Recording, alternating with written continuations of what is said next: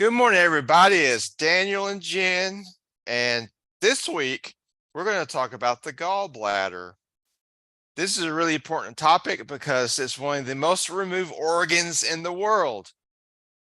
And if you don't want to have yours removed, today we're going to show you and teach you some of the ways to keep your gallbladder. Hey, how you doing this morning, Jen? I'm doing fine. How about you? I'm doing great. I love this topic about the gallbladder because it's Yes. like a assembly line in America, you know? Yes. Yeah. So someone close to me actually started experiencing some pain and Mm-hmm. posted on Facebook, I'm experiencing pain, and described something and said, go, and was asking people on Facebook to tell them what they thought was going on. And of course, everybody was like, it's your gallbladder, it's your gallbladder. This person went to the doctor, and the doctor gave him some medicines or something, I don't know, and sent him home, and still had pain. So this person actually went back to the doctor and told the doctor it was the gallbladder. And this person had gallbladder surgery to remove the gallbladder. And so all of this was done by Facebook. It's just like, wait a minute. We have these organs for a reason. I mean, my motto is I work to help you save, I'm saving body parts. Yes. I know for me, I had an organ killed by radiation and I've regretted it ever since. You have to have, I mean, there's a reason why we have all these organs. There are some illnesses where they immediately remove them, like mine. I fought with doctors for 6 years or 7 years anyway to keep mine.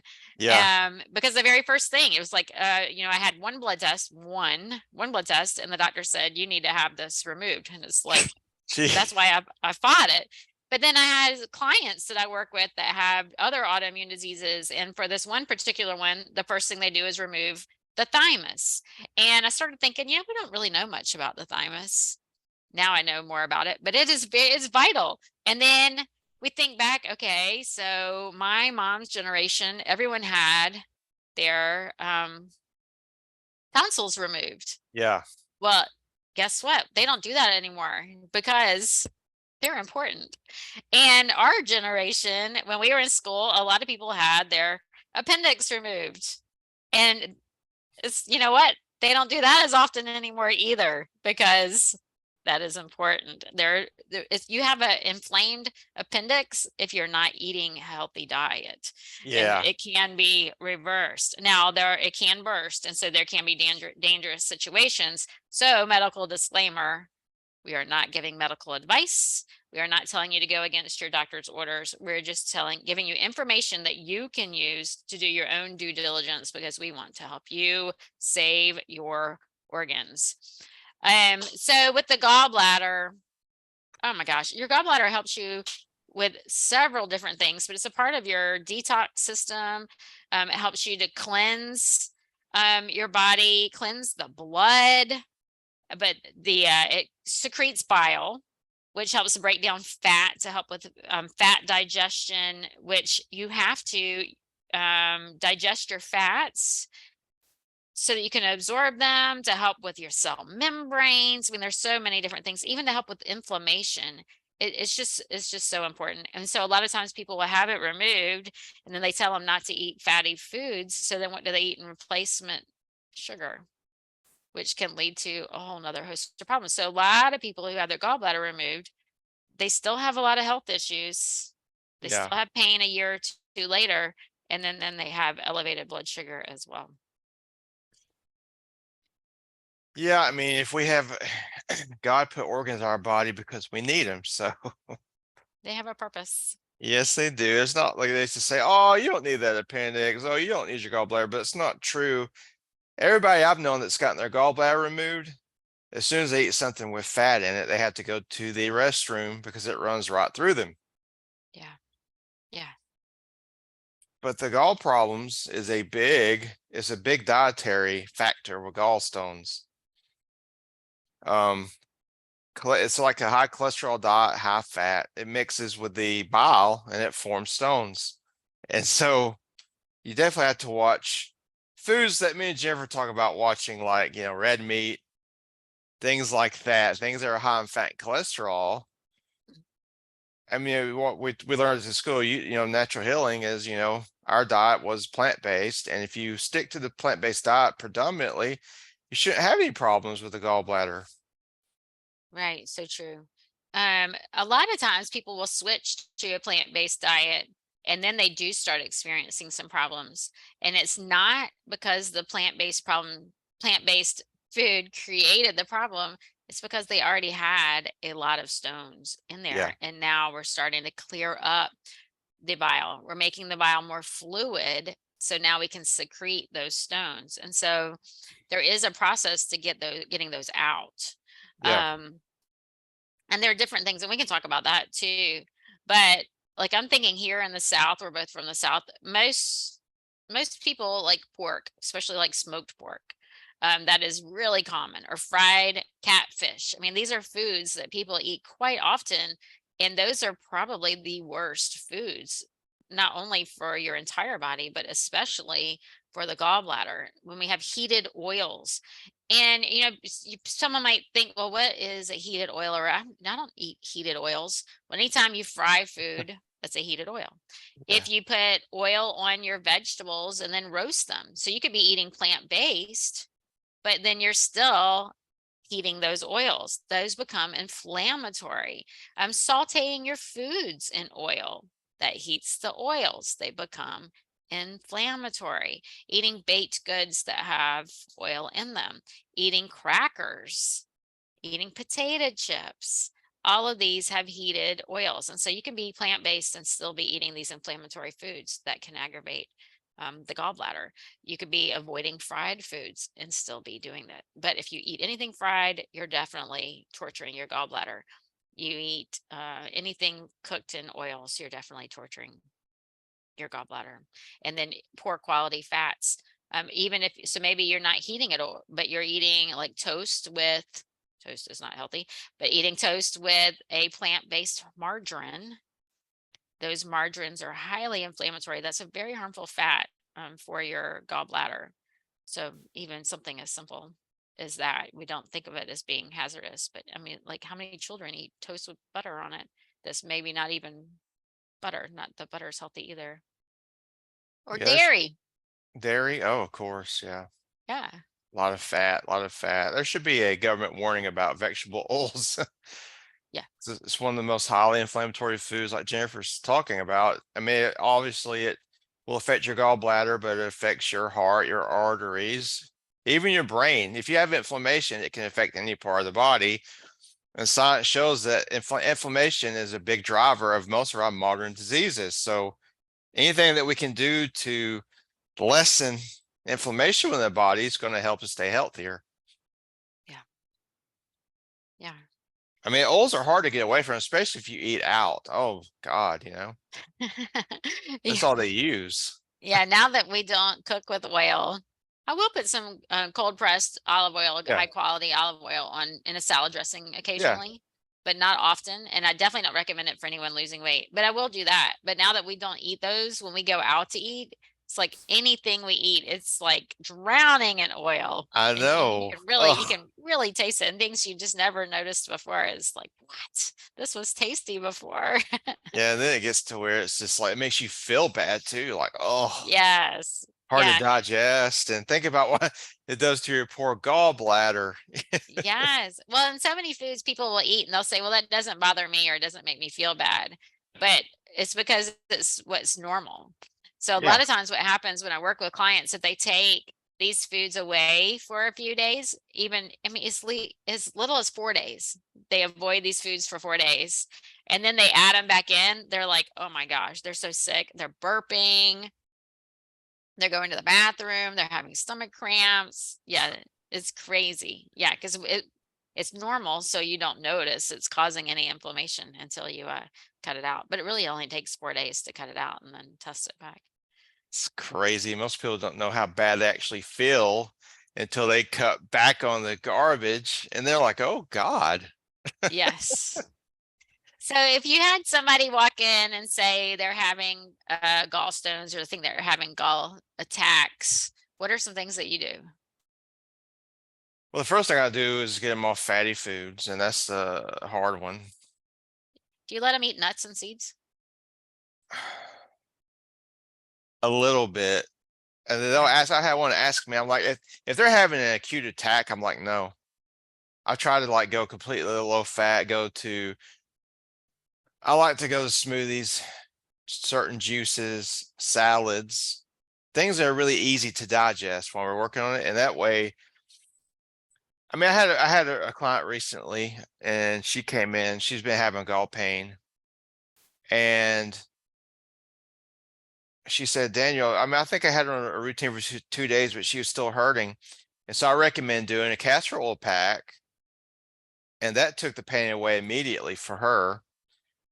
And then, of course, I recommend a gallbladder cleanse. I don't know, with the one we talk about, the one you're teaching now with your program, the Schultz cleanse.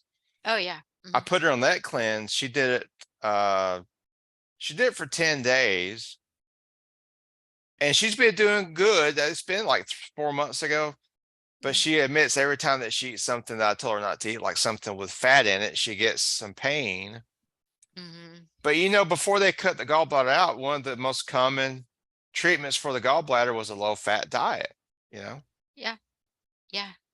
And so what do you think about that? What do you No, I totally agree with that. I love Dr. Schultz.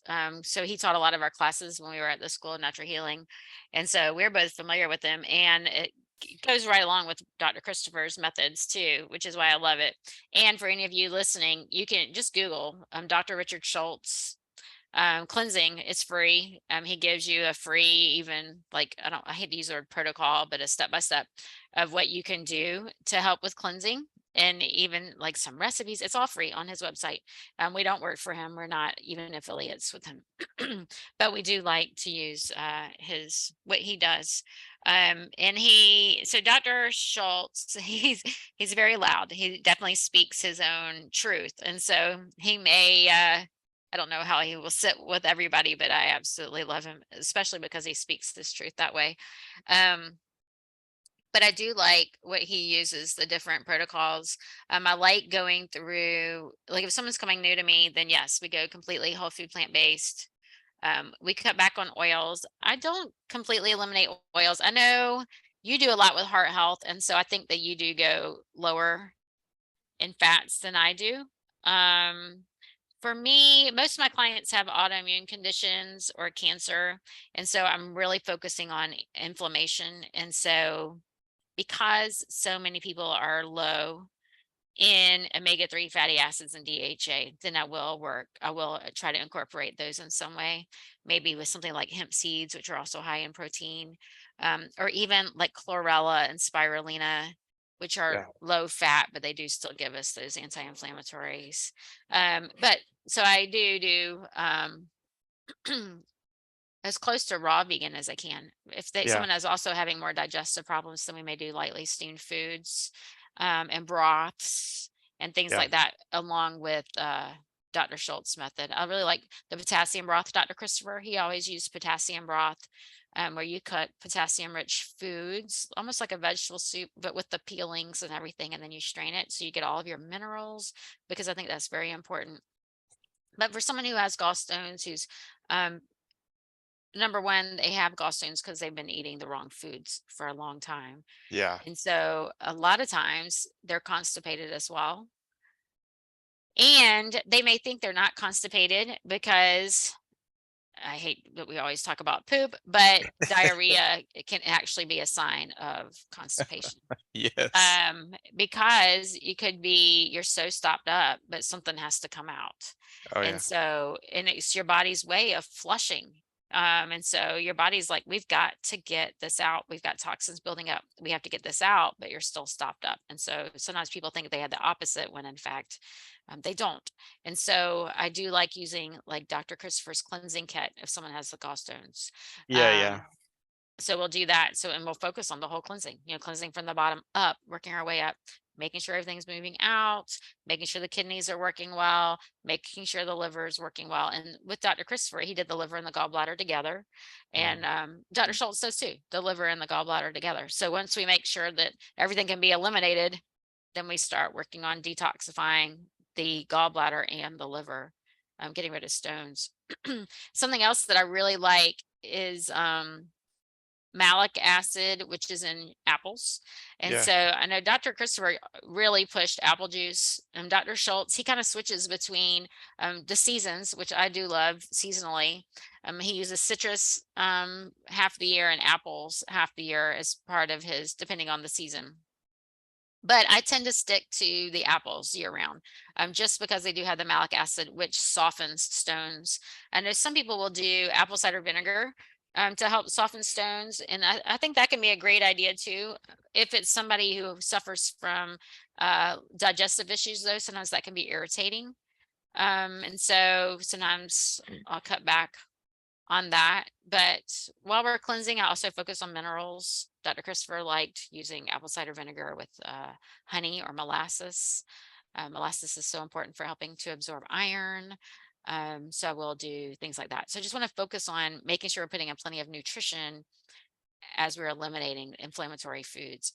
And sometimes we can't do it all at once. We don't want anyone to lose a bunch of stones all at once that haven't been softened. We don't want to jump straight into, like, I see those, you hear them all the time on social media and stuff, where people drink the Epsom salts and the 8 ounces of oil and all of that. And then they're sick all night. And we don't do that. We slowly work our way into this flush so that you hardly even know that you're flushing the stones. We don't want it to be a painful process or anything.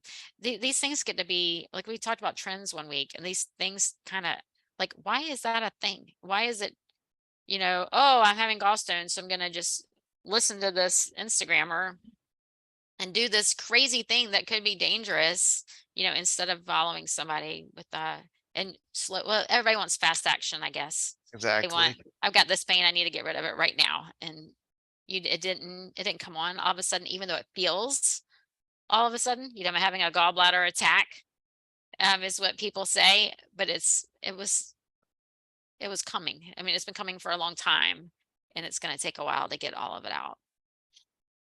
I think a lot of people are scared too when they have a gallbladder attack. The girl I was working with, she thought she was having a heart attack, Oh yeah. but the gallbladder, I mean, as far as it causing problems like, killing you, that is very rare. So, like Jennifer's saying, a lot of these diseases we have, it took us years to build them. So we can't expect to cure them overnight. I mean, his Epsom salt flushes, I'm totally against them because it makes you feel really sick. And if you have, I've heard of people throwing their electrolytes off doing these Epsom salt shakes. It's just too much salt. It's like a salt infusion. I don't think that's good for the body. No, no. And we need to maintain a certain pH of the blood too. Yeah. So that's definitely going to throw you off. It's going to really put a lot of strain on your kidneys Oh yeah. as well too. Yeah. Um, yeah, I forgot to add, Jennifer, I do, like you were saying, I do put them on the lower bowel formula because we want to get that. I mean, the biggest thing, we talk about poop a lot, but it is our biggest channel of elimination. We have to get that going. You have to clear the highway. Yes. Yes. Yes. As a matter of fact, before we even get to the gallbladder flush, I make sure that they're going 3 times a day, every large meal. If you only eat 2 large meals a day, then it might only be 2 meals, but every time you eat a large meal, you should be going to the bathroom. And if you're not there, that's something we need to work on. And it's not something we do for life. So, like, I love Dr. Christopher's lower bowel formula. Dr. Schultz has a lower bowel formula that's very similar. And so there are other options out there, but these are not meant to be taken for life. No. They have herbs in there to help rebuild the system, create the cells, rebuild the stomach lining, get peristalsis moving again. So you have motility. So all the muscles work on their own. So you don't have to rely on those things because we don't want it to be something that's long term. Well, yeah, they're training wheels. What we like to see Yes. is we use these herbs to heal people. And once the body comes back to a healthy state, the way we maintain that is with this good, healthy plant-based diet. And then if you stay on that and you make sure you drink enough water and get enough exercise, you may never need any more herbal formulas. I mean, I'll take herbs for certain things, but like for cleansing the bowels, no. We use those for just a limited amount of time. And the plant-based diet will take care of your bowel issues over time, believe me. Yes. Yes. And so I do, like, I still do a cleanse. I have my Create program Oh yeah. twice a year. And Yeah. I still do Dr. Christopher's cleansing formulas and Oh his yeah. herbs. So twice a year, I do it to That's help great. cleanse everything out as I transition from winter to spring and then from summer to fall. It's just the way I transition with the seasons, and it just helps to keep my body in tune because I want to be strong and healthy, and I want all of my clients to be that way too. But I do. So even though I'm going to the bathroom, I'm still taking that lower bowel because when I do, the deeper I go into my detox, I don't want anything staying in there too long. But Exactly. I also don't want anything flushing out. And so when you do use things like this, you want to make sure, well, sometimes it's hard to tell. Can we talk about poop for a minute? Of Like course. deeper? Let's talk about it Really? deeper. So, like I said earlier, sometimes people think that if they have diarrhea, it's the opposite of constipation, where it's actually the same. When you take like the lower bowel formula, we're restoring all the cells and things like that. But we take the lower bowel formula, and if you start going too often, then you do cut back on how much you're taking. Um, but we want to make sure things aren't going too fast. So you want to maintain a certain balance.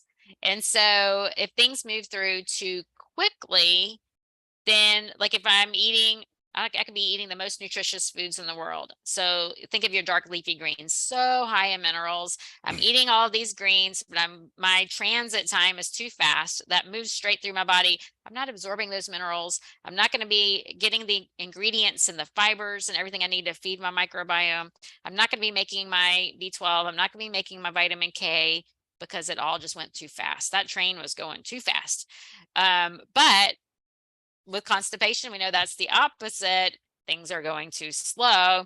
So even if I'm eating a super healthy diet, toxins get stored in the fat.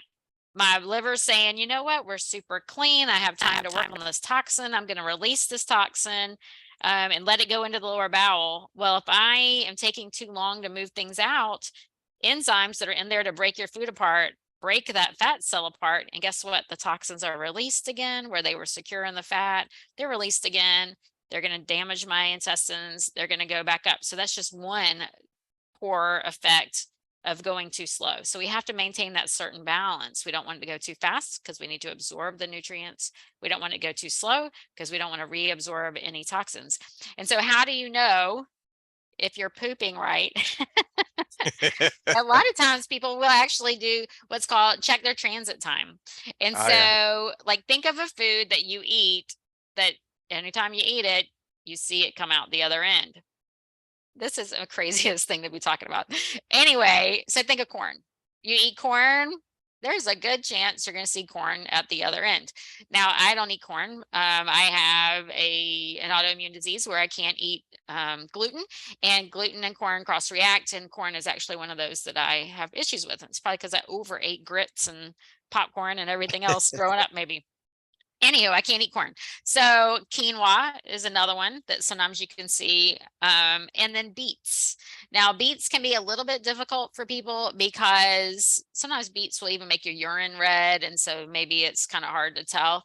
But those are some, just think of a food that you can actually see. Not that we want to be looking at our poop, but it might be important. Your poop can tell a lot about you. So if you can see, it should take about 18 to 24 hours from the time you eat it to the time you see it.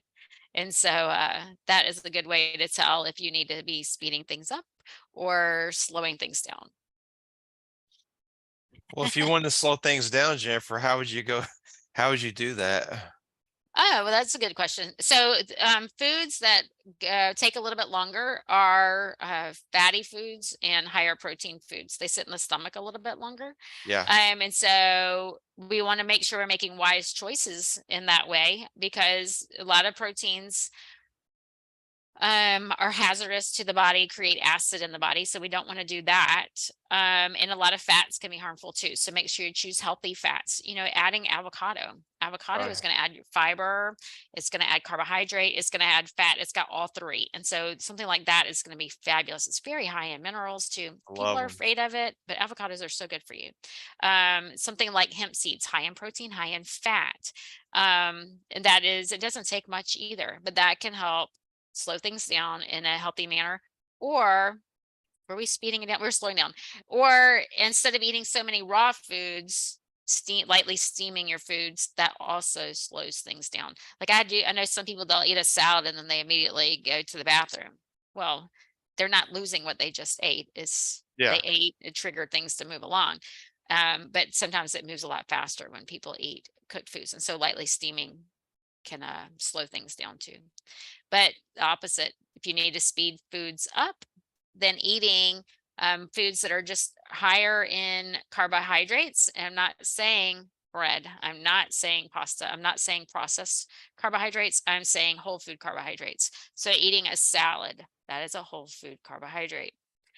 Eating, broccoli, eating fruits, those are things that are going to help speed up without added fats to them. But for most people I see in this country, it tends to be higher. People need to speed things up as opposed to slow things down. Yeah, Because most really. people Yeah. are, because they're eating the foods like you're saying, they're eating the fatty Big Mac, they're eating the barbecue ribs, and they're backed up. Yes. Yeah. And they sometimes, like I said, they think they have the opposite problem, that Yeah. their body's trying to flush things out. It's not that it's moving to, they have a blockage in there that needs to be removed. People don't like to talk about poop like we do. I'll get a client, I'll say, so how's your bowel movements? Or like they're good.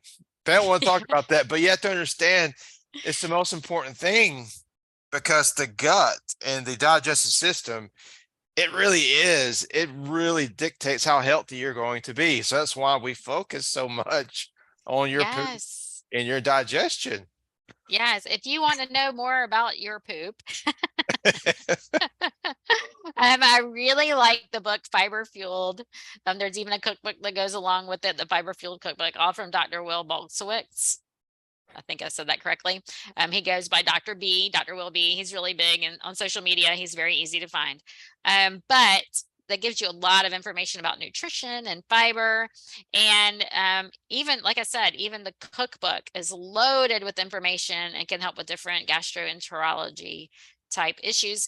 He is a gastroenterologist who left his private practice because he realized that he was performing surgeries, removing colons and things like that when he could be reversing illness. And so I like him a lot because, well, like me, we're saving organs. And so if you do want more information about that, looking at the Bristol stool chart, just Google Bristol stool chart, and it'll tell you more about what to look for. Not that we want to be looking at poop, but it tells a lot about you.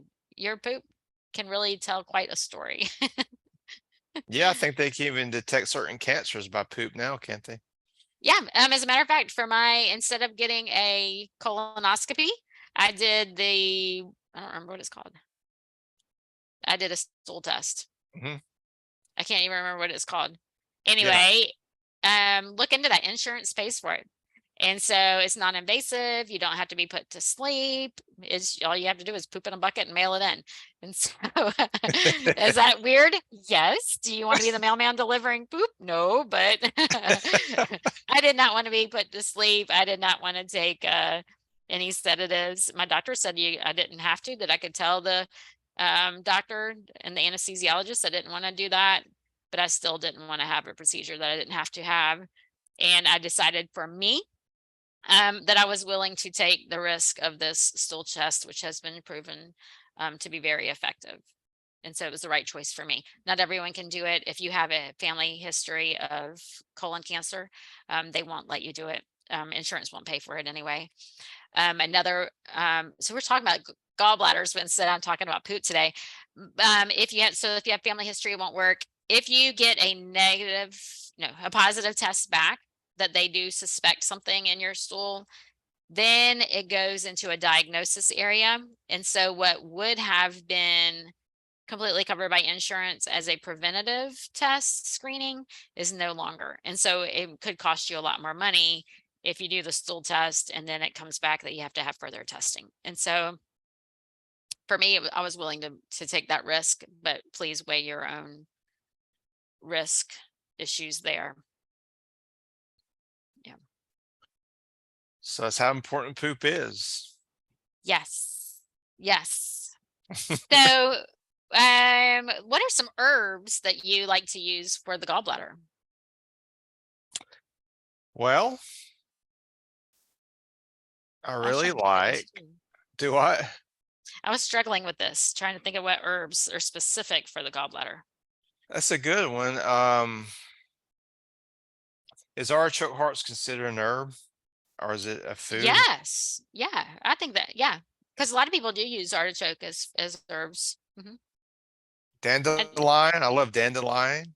Oh, yes. You know what we haven't even mentioned That, was, so the gallbladder is affected by the fat that we eat. yeah. We need to secrete bile. We need to take herbs that help us to secrete the bile. And so a lot of times to help get that started, to get the juices flowing, you want to have something bitter before you eat. And so some people will take bitters. Yeah.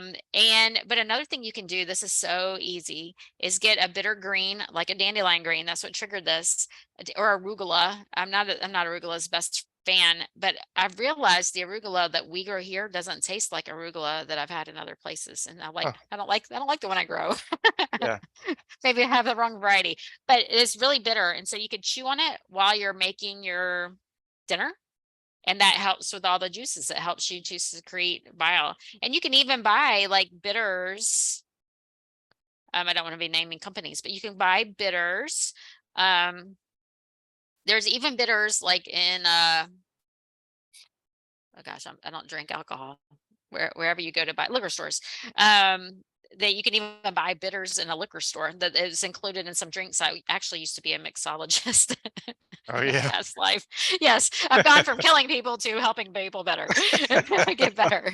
That was when the Olympics were coming. But you can buy. I actually went to school to learn how to be a mixologist. Anyway, Wow. you can buy bitters that come in a dropper, and they do have dandelion. So I didn't mean to go off track, but it just triggered. Yeah. So dandelion's a great one. Yes. Barberry. Yeah, barberry. Wait, I think, wait, no. I believe it is barberry. Yeah, I think I used that one. Chicory root. Yes. Yeah. Gosh, I can't think of some other ones, but even like citrus peel, and things like that. Just anything that's really bitter. Think of your bitter foods. We don't here in the US, we don't eat a lot of bitter foods, but those are just really great for digestion, for detoxification, and for getting the bile flowing. We would need bile the reason why we get stones is we're eating a poor diet.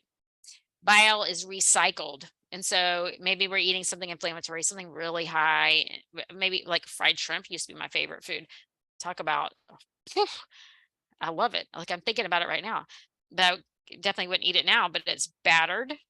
It's deep fat fried.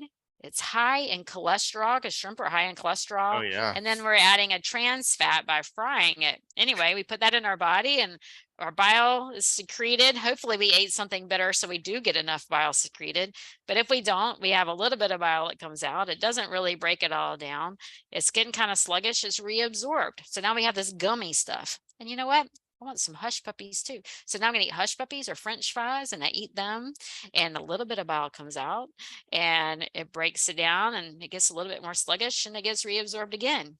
And then the next day I go and I'm like, you know what? I feel like a milkshake today. That's very high in dairy fat. And so I'm drinking that down And maybe I'm going to stop by and get a donut, and a little bit of bile comes down. It's getting even more sluggish. And now I start forming stones in there. And so you can see it's taken me a while to get these stones, and they're tiny. But if I keep eating like this, maybe I'm going to go and have a cheeseburger today, then it's going to just keep getting worse. I'm going to get more stones. Some of them start to stick together. So now I'm getting sick. I have these pains, and I start going to someone like me, and I need help with this. Well, I need someone, number one, to help me clean up my diet. We can't have the fried shrimp anymore.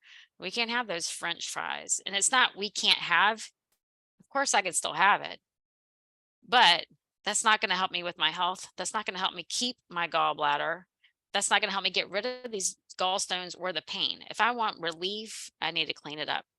I need to be eating real whole plant foods. I need to be drinking green juices, but I don't want to go cold turkey either. If I change my diet really fast, I'm going to be sick as a dog. I am going to have flu-like symptoms. I'm going to have horrible headaches because I have all these toxins stored in my bodies from my body and my organs from these inflammatory foods. And so I do have to go slow. And so here we are always looking for that quick fix. And the quick fix can be really harmful because I don't want a big gallstone that hasn't had time to soften to get lodged, which you very rarely hear that, but it is possible. But if I go slow, I open up the eliminatory channels, I start to use bitters before I eat, I start chewing my food instead of rushing through my foods, then that's going to help me to thin out that bile. The bile is going to start flowing a little smoother. My digestion is going to improve. And so I think that is, I got off on another tangent, but I think that's a good way to start. That's the best way to do it. That's the most intelligent way to do this. Like we're saying, and the body can take a lot of punishment. It can take a lot of crap food. It could take years before you start having problems. Because look, I used to eat I used to eat really bad stuff. Me too. But the point is, the body's really resilient. And I've worked with people that have had this problem. Yeah. And after they follow the teachings, like, the plant-based diet, the herbs, they'll tell me, yeah, Daniel, when I eat something that you tell me not to eat, I start to have some gallbladder pain. I was like, well, Yeah. that means you're not finished. And look, I don't, Yeah. and if you tell I love somebody they that. have to eat clean 100% of the time, they don't want to hear that. So I say 80%, try 80% at first. Yes. Progress over perfection. Yeah. And that way, Yes. it's a slower transition, but also like me and Jennifer, you may not believe it now, but you start to like love eating this way. I mean, it's so Yes. I don't good. want to eat those foods anymore. I don't Yeah, want to. me Yeah. either. I don't want to. I know, number one, like if I think back to like I said, fried shrimp, I think back to my memories of fried shrimp. I love fried shrimp, but I can just imagine right now how greasy that would be if I ate it. It would not, my memories would be smashed. It would not taste the way I want it to taste. And then I would feel horrible after I ate it too. And so I'm not going to do it because I know I would feel awful, and then it would ruin my memories of eating fried shrimp. Your memory is always better than when you go back and you eat that food that you remember being so good. It never is, because I went back and tried something like it's not as good as my mind remembers it to be. Right. It's strange, but It's true. it's good because it's easier to stay on a clean diet that way. I mean, I prefer the stuff that I eat now. My Me too. vegetable soups, my fruit smoothies, my juices, my vegetable casseroles, Mhm. so Yeah, even my everyday salad. It's like if I don't yes. have my salad every day, then I'm like, I need a salad. I got to go somewhere to get a salad. I love salad. I love salad in the summer. That's like my go-to in the summer. Yes. But I remember like learning, well, I had studied Dr. Joel Furman a long time ago, but Oh then yeah. at the School of Natural Healing, when we did his book, and he's like, you need to eat a pound of raw and a pound of cooked greens every day. Yeah. And I was like, who the heck could do that? And now I do it every day. And I'm like, it took me a long time to get there, but now if I don't, I'm like, I do not feel good. I need my veggies. Yeah. We did a podcast about that, and I had one of my listeners said, I cannot imagine eating a pound of raw vegetables a day. Like, can you show me how you do that. I was like, sure. It's not Yes. that daunting. Once you look at it, it's not that much. No, it was to get started though. Yes. So if you need help getting started, please reach out to us because we've been there. We know Oh how yeah. hard it was to take that first step and how to get where we are now. Anyway, I think we should probably wrap up today. Okay. Please let us know if you enjoyed this episode. Let us know if you learned something new and if there's something else you would like to know about what we talked about today, because we love to hear from you and want to help you. That's the whole purpose of this podcast. We want to we want to make sure we're serving you. So Yeah. thanks for joining us.